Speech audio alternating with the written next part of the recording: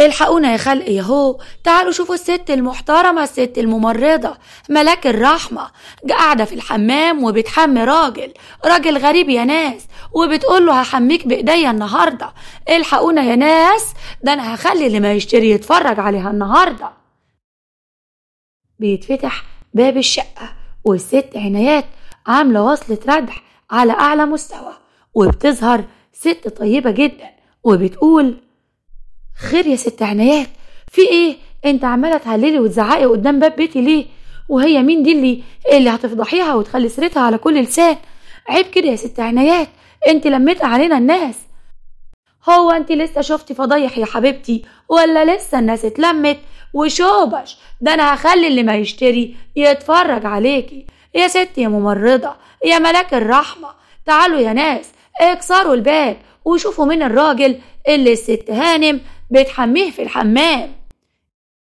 الجيران اتلموا عليهم، وواقف راجل كبير بيقول: يا مدام صفاء، العمارة دي طول عمرها محترمين وكل اللي بيسكنها عائلات، وانت لما جيتي البواب قال ان انت ست محترمة ومعرفة دكتور كبير قوي، وقال كمان ان انت أرملة ومعاكي بنت صغيرة، واحنا وافقنا ان انت من غير راجل، وقلنا وماله ما دمتي معرفة البواب.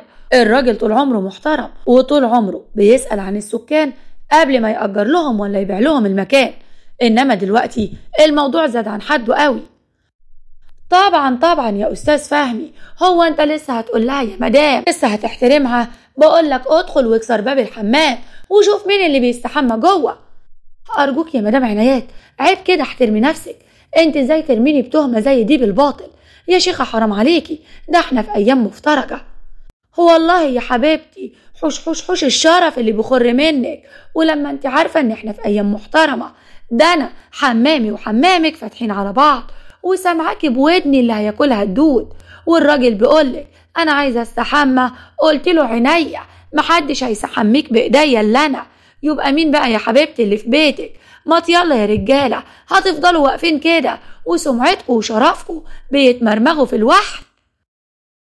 وللاسف الرجاله اللي كانوا واقفين كلهم والستات كسروا باب شقه مدام صفاء ودخلوا غصب عنها، وهي وقفت وحطت ايديها على باب الحمام وقالت: لا ارجوكوا بلاش، ارجوكوا حرام عليكوا، انتوا ما تعرفوش انا عندي ايه، ما تعرفوش ظروفي ايه، ارجوكوا يا ناس حرام عليكوا، اتقوا ربنا في الناس شويه، كل واحد له حياته وله ظروفه، كل واحد حر في بيته يعمل اللي هو عايزه. مش قلتلكوا يا رجاله الوليه دي بتعمل مصيبه جوه؟ ما توعي كده يا وليه، احسن اقسم بالله اجيبك من شعرك واخلي اللي ما يشتري يتفرج عليكي. وفجأة بيدخل شاب ويكسر باب الحمام، الكل واقف مصدوم من اللي شافه. ومن هنا بتبدأ الحكاية، ونقول بسم الله والصلاة والسلام على رسول الله. حكاية بتحصل كتير قوي وظلم بين بيقع على ستات كتير قوي. يلا بينا نبدأ ونشوف حكايتنا الليلة، ونقول بسم الله والصلاة والسلام على رسول الله. في شقة فخمة جدا بتدخل مدام صفاء اللي كانت بتشتغل ممرضة وتبقى أرملة وعندها بنت عندها 5 سنين.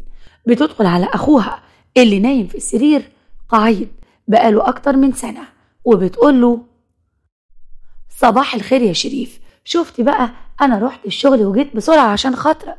يلا يا حبيبي، جايبالك معايا طعمية سخنة وبتنجان وفول، إنما إيه يستاهل بقك. قوم بقى يلا يا حبيبي عشان نفطر. والله العظيم بتتعبي نفسك يا صفاء يا حبيبتي، أنا قلتلك روحي عيشي في الشقة الجديدة اللي اشتراها لك جوزك الله يرحمه، وخلاص سيبيكي مني وملكيش دعوة بيا. أنا هطلب أي ممرض يجي يقعد معايا، وبعدين بيني وبينك أنا هحتاج إيه من الدنيا يعني؟ أديني بزق الكرسي وهدخل الحمام وخلاص. صدقيني يا صفاء أنا مش عايز أوقف حالك ومش عايز أشغلك معايا، انتي برضو بنتك عندها مدرستها وعندها حياتها، إنما أنا خلاص كل حاجة في حياتي خلصت. اخصى عليك يا شريف اللي انت بتقوله ده يا حبيبي، هو أنا برضو ليا حد غيرك من بعد المرحوم جوزي؟ بقولك ايه يا شريف، مش انت أول ولا آخر واحد يا حبيبي، ربنا يبتليه. أنا عارفة إن الابتلاء كان صعب قوي عليك، لكن ولو يا حبيبي لازم برضو لازم نقوم ونقف على رجلنا تاني، لازم نقول الحمد لله ونعيش حياتنا. ما هو أنا كمان جوزي مات في حادثة، هعمل إيه يعني؟ أدفن نفسي بالحياة؟ ولا بنته دي اللي هو سابها أمانة في رقبتي عايزة اللي ربيها وأعلمها وياخد باله منها؟ يلا يا حبيبي تعالى بقى معايا كده، هدخلك الحمام وأغير لك هدومك ونفطر سوا. لا يا صفاء، أنا مش حابب أتعبك، اوعي انت بس افتحي لي الباب وأنا هدخل لوحدي. بقولك إيه يا صفاء، أنا كنت عايزك يا حبيبتي تفكري كده في موضوع العريس المتقدم لك. انت لسه صغيرة ولازم تتجوزي، وبنتك كمان لسه صغيرة ومحتاجة أب في حياتها. ما انت عارفة يا حبيبتي، انت بتقولي ان انا سندك في الدنيا، بس للأسف انا حيطة مايلة يا صفاء. انا لا قادرة اقوم ولا اقعد، ده حتى شغلي رفدوني منه عشان ما بقتش قادر اعمله. بقولك يا حبيبتي، يا ريتك تفكري بجدية انك تتجوزي. الراجل المتقدم لك ده راجل طيب، وبعدين زي ما قلتلك ما تشيليش همي. يا شريف حرام عليك بقى، جواز ايه وبتاع ايه بقى؟ عايزني انا اتجوز بعد احمد جوزي؟ لا طبعا، انا خدت عهد على نفسي ان الجواز ده ماليش فيه. انا عايشة عشان اربي بنتي، وانت كمان يا حبيبي تتعالج وتعمل العملية اللي الدكتور قال عليها، وبإذن الله هتخف وتقف على رجليك. بقولك ايه يا صفاء، كفاياكي احلام بقى، يلا يلا افتحي لي الباب ووسعيلي. خرج شريف وهو قاعد على الكرسي المتحرك وراح الحمام عشان يغسل وشه. أما صفاء فدخلت المطبخ تجهز الفطار، ولقت تليفونها برن. كلمت الدكتور وقالت: أيوة يا دكتور، إزاي حضرتك؟ أنا كنت عايزة أكلم حضرتك والله. كويس أوي إن أنت اتصلت. شريف يا دكتور حالته تحت الصفر، ما بيتحسنش أبدا يا دكتور. منظر مراته وولاده اللي ماتوا قدام عينيه دايما بطرده، دايما يقول لي أنا اللي كنت بسوق بسرعة، وأنا اللي كنت بتكلم في التليفون وأنا سايق، علشان كده عملت حادثة ومراتي وولادي ماتوا. أرجوك يا دكتور، أرجوك لو في أي علاج تاني أنا مستعدة أبيع اللي ورايا واللي قدامي. يا دكتور أنا عندي شقة تمليك ممكن أبيعها وأصرف كل فلوسها على علاج شريف، المهم إنه يقف على رجليه تاني أرجوك. يا مدام صفاء، أنت عارفة كويس قوي إن الحالة اللي وصل لها شريف حالة صعبة ومستعصية، وأنت في مجال الطب وعارفة إن مفيش حد دخل فيها وطلع بالسهل. أنا بقول إنه يمشي على الأقل سنة على العلاج، وبعد كده يسافر بره يعمل العملية. وخليكي متأكدة إن العملية نسبة نجاحها مش أكتر من 30%. يعني أظن إن شريف لازم يواجه الحقيقة، ولازم يعرف إن نسبة علاجه ضعيفة جدا، ودي إرادة ربنا وملناش فيها يد. خلاص يا دكتور، ربنا يعمل ما فيه الخير، أنا جنبه ومش هسيبه، وبإذن الله ربنا هيكرمنا فيه. أما شريف فدخل الحمام وبص على المراية اللي في الحمام، شاف عليها فرش الأسنان بتاعت أولاده. انهار في البكا لدرجة إن صفاء في المطبخ سمعته، جريت عليه وهي بتقوله: شريف مالك يا حبيبي، في إيه؟ بتعيط ليه يا شريف، في إيه؟ ولا حاجة يا حبيبتي ولا حاجة، بس شفت الفرش والمعجون بتاع الأولاد الله يرحمهم، وفرشة مراتي والكريمات بتاعتها وفرش الشعر بتاعتهم. أنا السبب يا صفاء، أنا السبب إنهم ماتوا، أنا السبب يا صفاء. يا ريتني مت معاهم، يا ريتني مت قبلهم، إلا إن أنا خدت ذنبهم وهفضل عايش بين الأشباح وبين الذكريات طول عمري. لا يا شريف، لازم تفوق لنفسك يا حبيبي، هم قبلوا وجه كريم ودي موتتهم يا حبيبي وعمرهم، محدش بيسيب من عمره ثانية. بقولك يا شريف، احنا لازم نمشي ونسيب الشقة دي فورا. أنا هقفلها وممكن كمان أعرضها للبيع، ولو انت عايزها تسيبها ذكرى يبقى هنقفلها ونغطي الفرش ونروح نقعد في شقتي الجديدة. يا أخي ده أنا جوزي اشتراها وإحنا بره ومحدش دخلها، ولا أعرف حتى البواب بتاعها اسمه إيه. بقولك إيه رأيك يا حبيبي؟ أهو كله تغيير. صدقني يا شريف، أنا حاسة إن أنت حالتك النفسية مش هتتغير غير لما تبعد عن الذكريات الوحشة.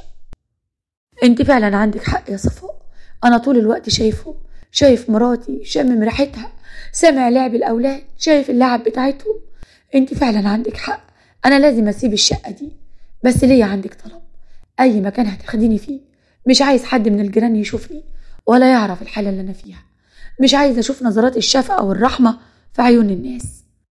يا سيدي إن كان على قد كده أنا موافقة، الشقة الجديدة محدش يعرفني فيها ولا أنا أعرف حد. أنا هروح للبواب معايا رقمه وأقول له إن أنا جاية أفرش الشقة وهشتري فرش جديد، حاجة بسيطة كده على قد أنا وإنت والبنت، وبإذن الله في يوم كده بالليل أبقى أنزل وأجيبك ومحدش يحس بيك ولا حتى البواب يشوفك. إيه رأيك بقى؟ المهم يا حبيبي إن أنت تبقى مبسوط ومرتاح. ربنا يخليكي ليا يا صفاء، بجد يا صفاء أنت أرجل من كل اللي أعرفهم. كل الناس في ظروفي دي سابتني، واللي يقول عليا بقيت مجنون، بقيت بشوف أشباح، ربنا يسامحهم. يلا يا حبيبتي يلا نفطر عشان بنتك زمانها جاعت. وبالفعل تاني يوم مدام صفاء راحت العمارة اللي جوزها اشترى لها فيها شقة قبل ما يتوفى، واتعرفت على البواب وقالت له: بص بقى يا عم فتحي، أنا عايشة لوحدي، معايا بنت عندها 5 سنين، وأظن إن حضرتك عارف إن أنا أرملة. أنا بإذن الله هبدأ من بكرة أجيب الفرش بتاعي، أنا بشتغل ممرضة. أيوة طبعا يا ست هانم، اللي ما يعرفك يجهلك. طب ده الدكتور محمد صاحب المستشفى اللي حضرتك بتشتغلي فيها كان موصيني عليكي، وعارف كمان إن انتوا اشتريتوا الشقة دي. الله يرحمه الأستاذ جوزك كان راجل ذوق قوي ورضاني قوي يوم ما جه اشترى الشقة. حضرتك تشرفي في أي وقت، بس اعملي في حسابك أي طلبات ولا أي شيل وحط في الفرش أنا اللي مسؤول عنها، وأي حاجة تعوزيها نادي بس وقولي يا فتحي تلاقيني قدامك في التو واللحظة. ربنا يخليك يا عم فتحي، كل سنة وانت طيب. بعد إذنك، ومن بكرة بإذن الله الفرش هيبدأ ينزل. وهنا كانت مدام عنايات راجعة من السوق وشافت مدام صفاء وهي بتتكلم مع البواب وسابته ومشيت. عنايات شادت البواب من قفاه وقالت له: تعالى هنا يا راجل انت، يا اللي اسمك فتحي. مين يا راجل انت الولية الحلوة دي؟ ومالها يا اخويا مسوداها كده ليه؟ هو في حد ميت لها ولا ايه؟ الحمد لله على السلامة يا ست عنايات، دي مدام صفاء ممرضة، وجوزها الله يرحمه قبل ما يتوفى كان مشتري الشقة اللي قصادك لزق، اللي حمامك فاتح على حمامها وبينهم منور. الست صفاء بتشتغل ممرضة وجوزها مات من كام شهر كده، ونزلت مصر هي وبنتها، بس كانوا قاعدين فين الله أعلم بيهم. وهي جت دلوقتي اهي قالت لي افتح الشقة وهويها وامسحها عشان من بكرة الفرش هيبتدي يطلع فيها.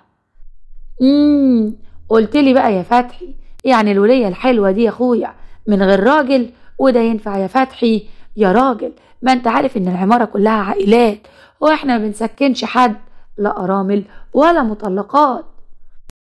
ست عنايات هانم، الست دي كانت شارية الشقة من قبل ما جوزها يموت، يعني هنعمل ايه يعني؟ ولا كل اللي جوزها يموت نطردها من العمارة؟ وبعدين لعلمك بقى الدكتور محمد صاحب المستشفى اللي هي شغالة فيه يبقى صاحب العمارة اللي جنبنا، وهو اللي كان بدور لهم على شقة، وهو كمان اللي موصي عليهم، وبيقول انهم ناس محترمين وناس كمل. بقولك ايه، الناس اشتروا الشقة تمليك، يعني احنا ملناش دعوة، ان شاء الله حتى يفتحوا فيها كباريه. قاطع لسانك راجل مهبوش صحيح، كباريه ايه يا راجل يا متخلف؟ ما انت عارف ان احنا كلنا ناس محترمين ولا يمكن نرضى بحاجة زي كده ابدا. بقولك ايه، عينك على الولية دي في الرايحة والجاية. هو انت يا راجل ما تعرفش ان الممرضات دول كل شغلهم مع رجالة وبيفضلوا نص الليل بره؟ ويا عالم بيحصل ايه في الدرع؟ استغفر الله العظيم يا رب، ربنا يستر على ولايانا. بعد اذنك يا ست عنايات خلينا اكمل مسيح السلم واشوف ورايا ايه. عنايات طلعت شقتها وهي متضايقه جدا، واول ما دخلت جوزها ببصلها وبقول: مالك يا عنايات؟ مالك شايله طاجن ستك كده وضربه بوس؟ هو في حاجه حصلت في السوق يا وليه ولا ايه؟ لا يا اخويا ما فيش حاجه حصلت، اللي حصل ما حصلش في السوق، حصل هنا في العماره. انت عارف يا راجل الشقه اللي قصادنا اللي الحمام بتاعنا والحمام بتاعها فاتحين في منور واحد، خلاص يا اخويا اتسكنت، وانا كنت مستريحه اني ماليش جيران، ويا ريتها ما اتسكنت. يا ساتر يا رب، ليه يا عنايات في ايه؟ هو مين اللي سكنها؟ يكونش عفاريت ولا عفاريت؟ يا اخويا بطل استظراف بقى وهزار، اللي سكنتها واحده ارمله، واحده صغيره يا اخويا بتاعت 35-40 سنه، وقال ايه جوزها اشترى الشقه دي وفلسع. شفت النسوان المحظوظه بقول للراجل اللي ما يتسماش اللي اسمه فتحي ما ينفعش واحدة من غير ست تقعد معانا. قال لي جوزها كان شاريها من قبل ما يموت، هو يعني دلوقتي ينفع نطردها؟ والله فتحي عنده حق وطلع أعقل منك يا ولية. يا ولية اتقي ربنا، هو صحيح يعني أي واحدة جوزها يموت نطردها من العمارة ولا إيه؟ بقولك إيه يا عنايات، أنا جعان يا أختي من صباحية ربنا، ادخلي شوفي هتعملي لنا إيه وسيبي الناس في حالها. عنايات دخلت تجهز الأكل، لكن كان كل تفكيرها في صفاء هتيجي إمتى وهتعمل إيه، ونفسها تعرف كل حاجة عنها. وبالفعل تاني يوم بدأوا العمال يجيبوا فرش مدام صفاء وسكنت شقتها.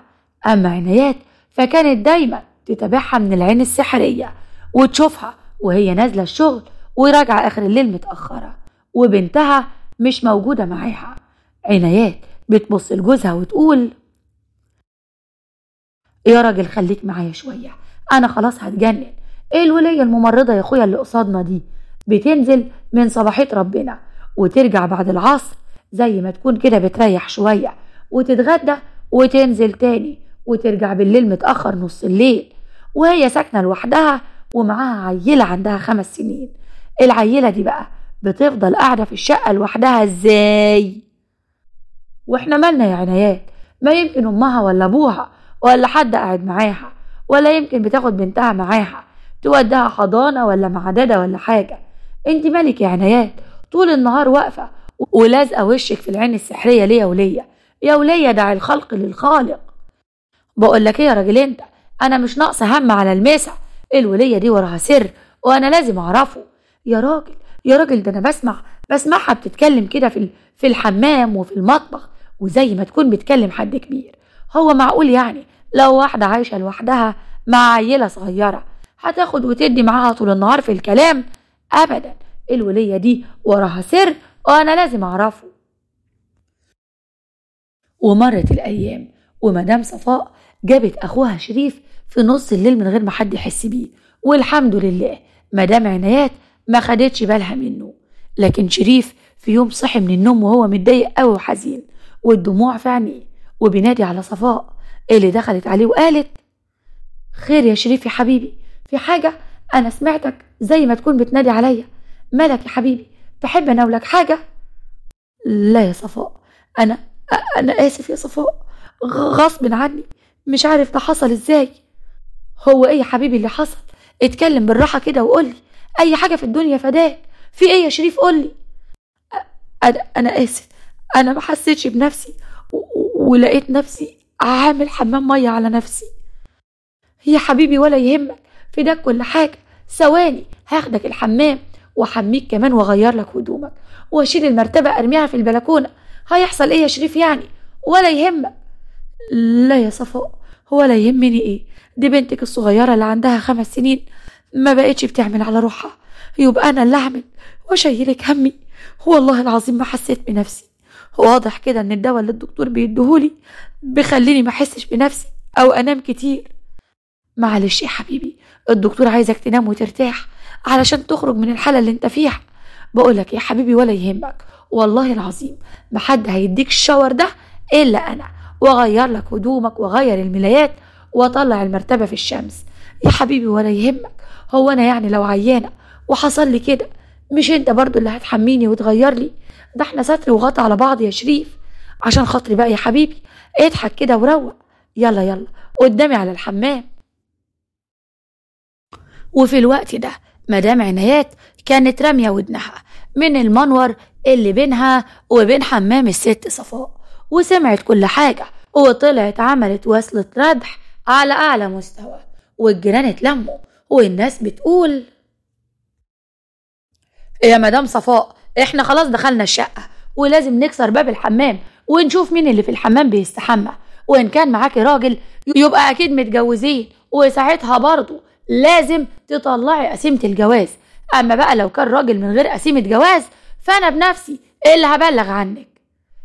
كده يا أستاذ فهمي؟ طيب يا جماعة اتفضلوا كلكم اتلموا واكسروا باب الحمام وشوفوا مين الراجل اللي عندي.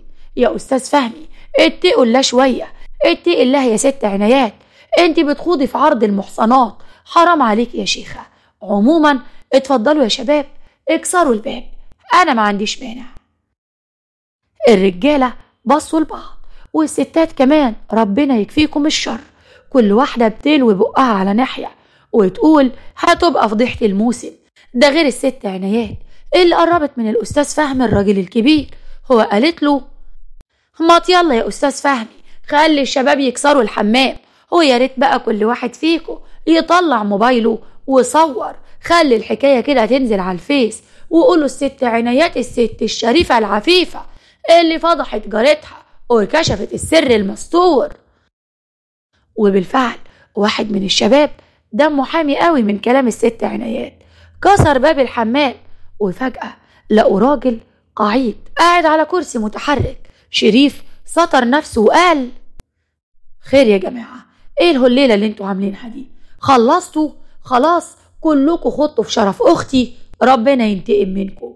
يا راجل يا طيب، ده ربنا قال في كتابه العزيز يا أيها الذين آمنوا إن جاءكم فاسق بنبأ فتبينوا أن تصيبوا قوما بجهالة فتصبحوا على ما فعلتم نادمين. يا راجل يا طيب حرام عليك، هو انتوا شفتوا ايه من اختي؟ ادخلي بسرعة يا صفاء لو سمحتي، هاتي البطاقة بتاعتي ووريها للرجالة اللي دمهم حامي، وريهم للست عنايات اللي دمها حامي وغيرانة قوي على حرمة العمارة. الست عنايات يا جماعة اللي طول الوقت رامية ودنها معانا وبتسمع كل خطوة وكل كلمة في بيتنا، ما تعرفش ان ربنا قال ولا تجسسوا.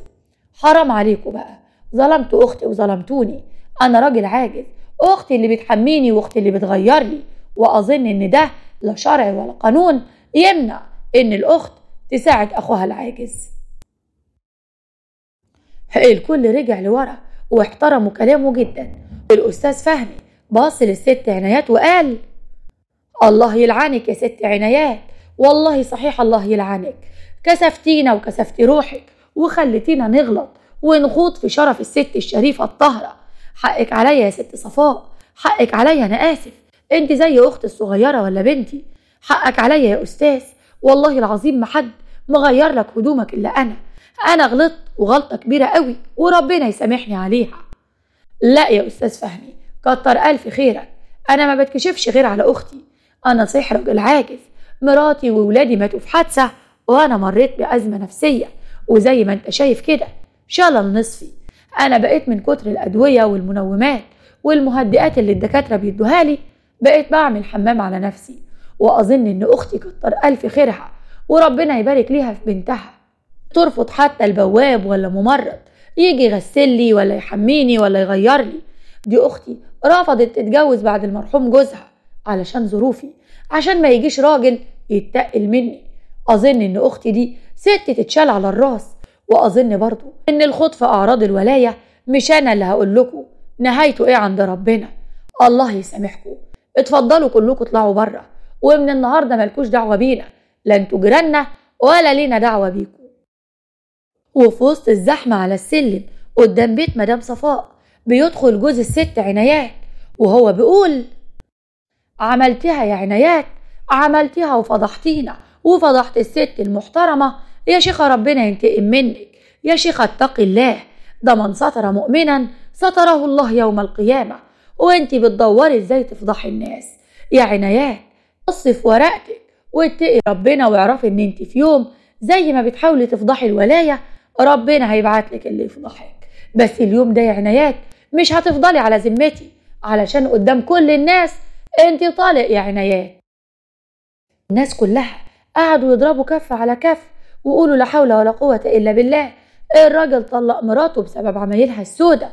اما مدام صفاء قربت من جوز عنايات وقالت ارجوك يا استاذ حقك عليا، انا مسامحه في حقي. الست عنايات برضو كانت فاكره في حاجه مريبه بتحصل في بيتي، ونديها برضو نديها اسبابها عشان خاطري، حرام عليكم، خلي الست عنايات ترتاح شويه في بيت امها يومين 3 وانت كمان اعصابك ترتاح، وبعد كده ارجعوا لبعض. ارجوكوا يا جماعه بلاش تخربوا بيتكم عشان خاطري ولا بسببي. مش بسببك يا مدام صفاء، عنايات كانت بتزن على خراب عشها من زمان قوي، وانا ياما حذرتها قلت لها يا وليه احنا جايين في الدنيا دي امتحان مش اكتر، وكل واحد يبص في ورقته عشان محدش عارف الورقة هتتسحب منه امتى. تخيلي يا ست صفاء لو ورقتها اتسحبت وعزرائيل كان واقف على راسها دلوقتي وقبض روحها، تموت على معصية، تموت وهي بتجيب في سيرة الناس، تموت وهي بتخوض في أعراض الناس يا عالم. بقولك ايه يا عنايات، انت لا أم ولا زوجة صالحة ولا تصلحي حتى انك تربي عيالي. أنا آسف يا جماعة، انت طالق يا عنايات. الكل كان بيبص لعنايات وهي صعبانة عليهم، لكن قربت منها صفاء وقالت بقولك ايه يا عنايات يا حبيبتي، أنا عايزاكي بس تسمعي مني نصيحة واحدة وكل ستات ورجالة العمارة يسمعوها. عارفين يا جماعة، عنايات خسرت الدنيا، خسرت بيتها وخسرت جوزها وخسرت ولادها. يا ريت بقى ما تخسريش آخرتك يا ست عنايات. واسمعي الرسول صلى الله عليه وسلم قال ايه. كان في يوم الرسول صلى الله عليه وسلم قاعد مع أصحابه، فقال صلى الله عليه وسلم: أتدرون من المفلس؟ قالوا: المفلس فينا من لا درهم له ولا متاع. قال: إن المفلس من أمتي من يأتي يوم القيامة بصلاة وصيام وزكاة، ويأتي وقد شتم هذا وضرب هذا وأكل مال هذا وسفك دم هذا، خذ من حسناته وهذا من حسناته، فإن فنيت حسناته قبل أن يوفي الذي عليه أخذ من سيئات صاحبه ثم طرحت عليه ثم طرح في النار. صدق رسول الله صلى الله عليه وسلم. فاهمة الحديث يا ست عنايات ولا مش فاهماه؟ يعني ممكن تكوني بتصلي وتصومي وتزكي وتعملي خير كتير قوي، لكنك غيبة ونميمة شغال، كلام في أعراض الناس شغال، أكل مال الناس بالباطل شغال. ده انت حتى يا شيخة لو فصلتي في 2 كيلو طماطم وظلمتي البياع هيقتص منك يوم الدين. اتقي الله علشان ما تكونيش مفلسة يوم القيامة.